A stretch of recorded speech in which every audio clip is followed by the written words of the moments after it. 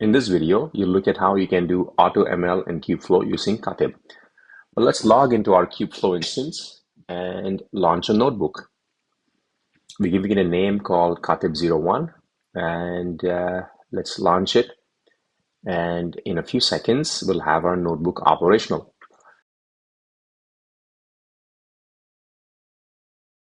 Now let's load our example code from the exercise into our notebook.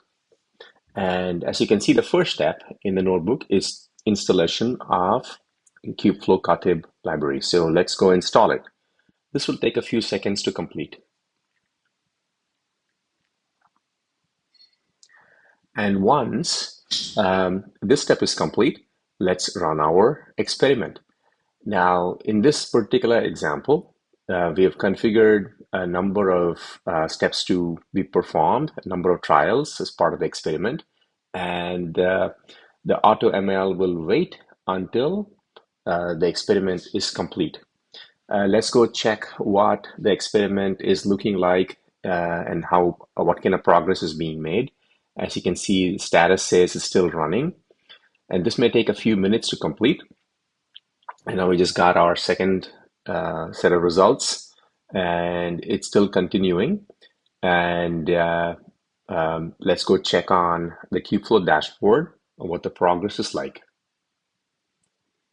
As you can see here, it's kind of giving some details on the two values that it's trying out and what kind of results are being determined as part of the AutoML process.